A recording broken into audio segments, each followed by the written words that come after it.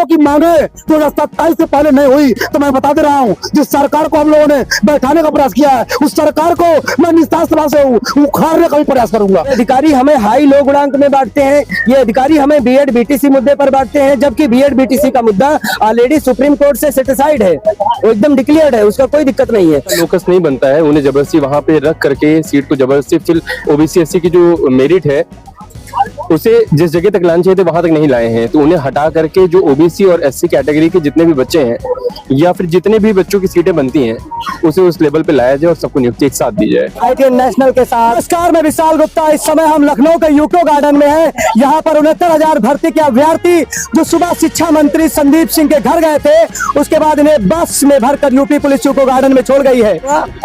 मेरा नाम आशीष यादव है, उन्नाव जिला से हूँ। उन्नाव से हम लोग 2020 से ये लड़ाई लड़ रहे हैं। सरकार हम लोगों को बेवकूफ बनाती आई है, ये अधिकारी हम लोगों को और माननीय मुख्यमंत्री जी को हमेशा बेवकूफ बनाने का काम किए हैं और मतलब गुमराह करने का काम किए हैं। हमारा कहने का मतलब ये। दूसरी बात ये है कि इसके पहले 5 जनवरी 2022 को 6800 की लिस्ट इन्हीं अधिकारियों ने रिवाइज करके माननीय हाईकोर्ट में प्रस्तुत किया।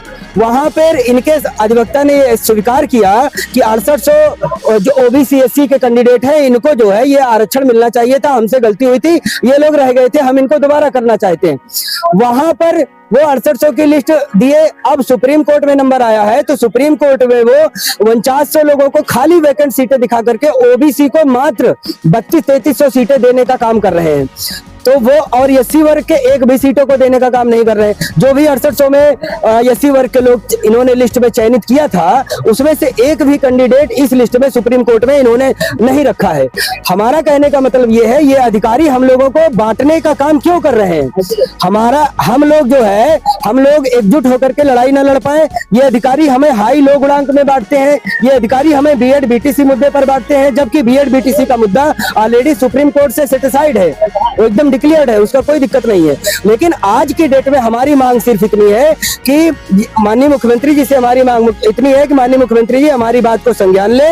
इन अधिकारियों द्वारा जो गुमराह किया जा रहा है, सही बात को हम लोग हमारी सही बात को मुख्यमंत्री जी तक पहुंचे और मुख्यमंत्री जी जो इन अधिकारियों ने पूर्व में 5 जनवरी 2022 को 6800 की लिस्ट स्वीकार की थी, वो वही कट ऑफ वही चीजें ओबीसी की 65-53, एससी की 59-55 कट ऑफ को बहाल कराए सुप्रीम कोर्ट में। और ये इसका कराने का तरीका क्या है? 4900 लोगों की जो ये वैकेंट सीटें दिखा रहे हैं, ये वैकेंट सीटें ये वहां से डिलीट करें, क्योंकि 5 साल हो गए हैं।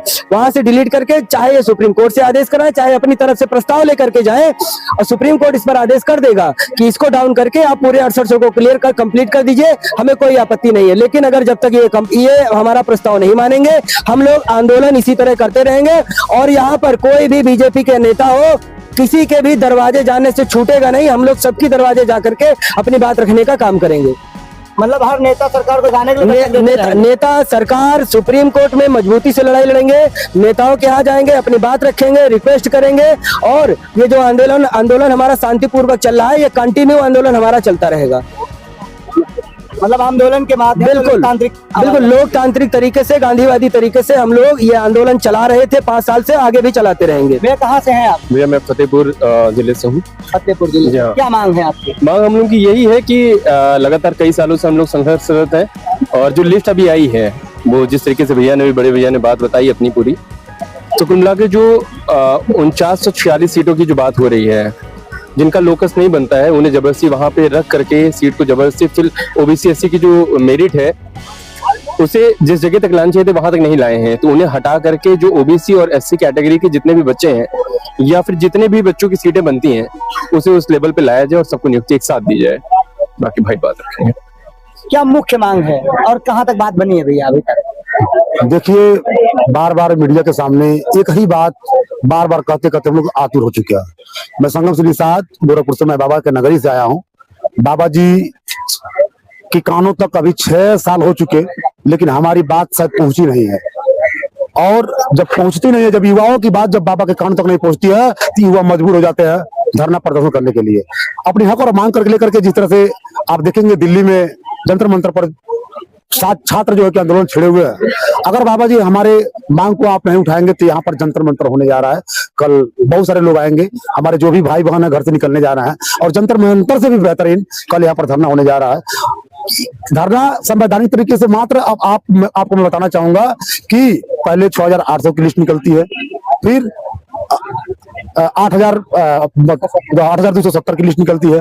अब ये उम्मीद लगाई जाती है कि इतना 8,270 लिस्ट निकालने के बाद अभी बहुत सारे हमारे 500 के छात्र बाहर हो चुके हैं। आज क्या उन पे बीत रही है, उनके माँ बाप पर क्या बीत रही है, आप उनके आंसू को अगर एक बार योगी जी, एक बार आला अधिकारी देख लेंगे ना, काश आपके बेटे होते ऐसे दर्द को देखने के लिए, तब आपको दर्द समझ में आती। जैसे आप धर्मेंद्र प्रधान जी के बेटी को जो कमेंट हो रहा है आज, उसको आज समझ में आ रहा होगा उसके ऊपर आपके बेटी पे क्या दर्द हो रहा होगा। ऐसे ही अगर जब आपके बेटा होता ना इस भर्ती में, तो समझ में आ जाता कि आखिर क्या चीजें होती हैं। हम लोग दर दर ठोकर कैसे कैसे मैं आया हूँ, मैं अपने मम्मी पापा से पैसा मांग करके, पैसा देने के लिए भी अब देते नहीं है लोग।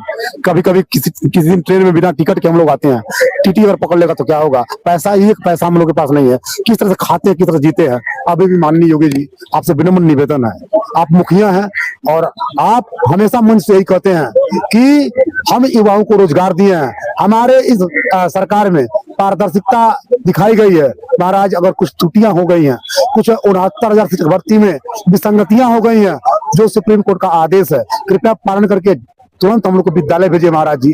हम लोग को मजबूर मत करिए, हम युवा हैं। जंतर मंतर जैसा हाल लखनऊ का इतिहास गवाह हो जाएगा अगर हमारी मांग को आप पूरा नहीं करेंगे।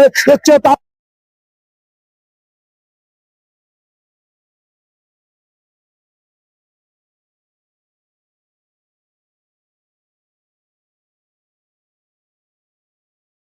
सत्ताईस के पहले अगर हमारा बात सुना नहीं गया तो 27 के बाद आप तख्ते पर जो बैठे हैं, मैं बैठने नहीं दूंगा, क्योंकि ये एक गरीब की आवाज है, ये दिल की आवाज है। मैं इसलिए विनम्र निवेदन करता हूँ, आप मेरी आवाज को सुनिए।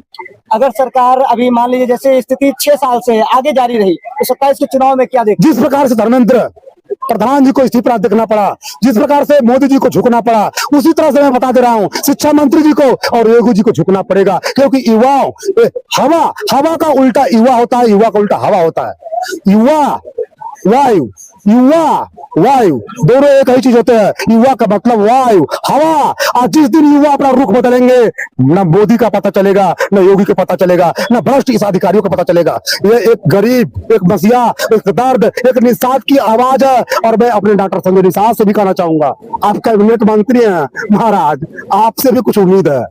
आप भी हमारे उम्मीद पर खड़े उतरिए, नहीं तो 2027 में आपके भी तलवार लटक जाएंगे। आप कभी तलवार सत्ता का जो गुमार है वो भी खत्म हो जाएंगे। इसलिए मैं विनम्र निवेदन करता हूँ, माननीय सुप्रीम कोर्ट का आदेश है, मतलब कोर्ट के आदेश का पालन कर दीजिए। हम लोग विद्यालय में जाए, फिर जय जय योगी, जय जय मोदी करेंगे, अन्यथा उसका विरोध करेंगे। 69,000 शिक्षक भर्ती में बड़ी विसंगतियां थी। सरकार से उम्मीद थी जो चीज होंगी, लेकिन सरकार अपनी बातों पे जैसे जो चीज उनकी पीड़ितों का दर्द अलग अलग जगह परेशान है, हैरान है। ITN नेशनल के साथ मैं विशाल गुप्ता, कैमरामैन विनय गुप्ता के साथ, लखनऊ।